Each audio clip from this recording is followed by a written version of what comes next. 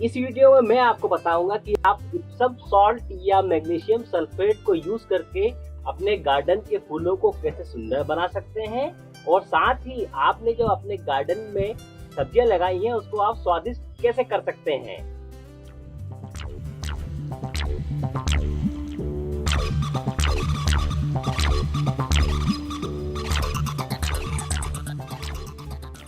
Organic gardening को बढ़ावा देने के लिए आप इस वीडियो को सभी सोशल मीडिया पर जरूर शेयर कीजिएगा।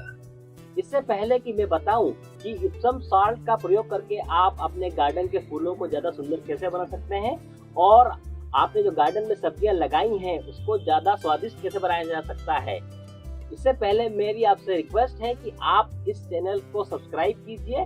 सब्सक्राइब करने का लिंक यहाँ पर दिया हुआ है, यहाँ पे जाइए उस और लिंक को क्लिक करेंगे तो अपने आप सब्सक्राइब हो जाएगा। सब्सक्राइब करना बिल्कुल फ्री है, इसलिए आप बेझिझक होके सब्सक्राइब कर सकते हैं। इप्सम सॉल्ट और खाने वाले नमक में फर्क है, ना ही ये ब्लैक सॉल्ट है ना ही इसको सेंधा नमक बोलते हैं। ये इप्सम सॉल्ट एक मिनरल है, डोलोमाइट, उससे बनता है। इसका यूज मांसपेशियों से दर्द में राहत पाने के लिए किया जाता है और कई जगह कई देशों में इसके पानी से नहाया भी जाता है ताकि लोगों को जो शारीरिक दर्द होता है उससे निजात मिलती है। इप्सम सॉल्ट या मैग्नीशियम सल्फेट आपको आसानी से किसी भी दवा की दुकान में मिल जाएगा।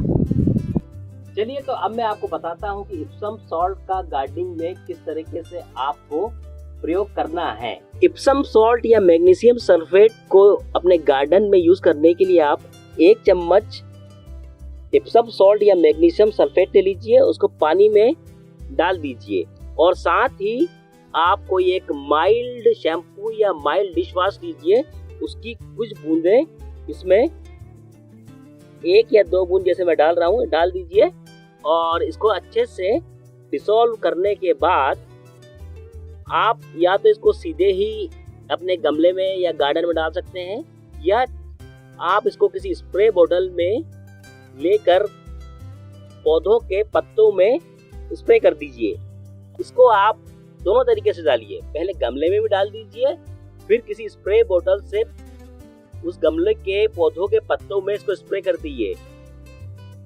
ये चीजें करने से आपका जो भी पौधा है वो ज्यादा हेल्दी रहेगा और उसमें अच्छे फूल भी आएंगे और अगर वो सब्जी वाला पौधा है तो सब्जियां ज्यादा स्वादिष्ट लगेंगी उस पौधे में।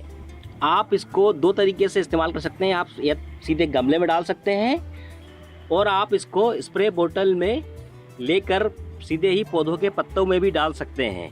तो आप इप्सम सॉल्ट का उपयोग टमाटर में कर सकते हैं, मिर्चियों के पौधे में कर सकते हैं, खटों में कर सकते हैं,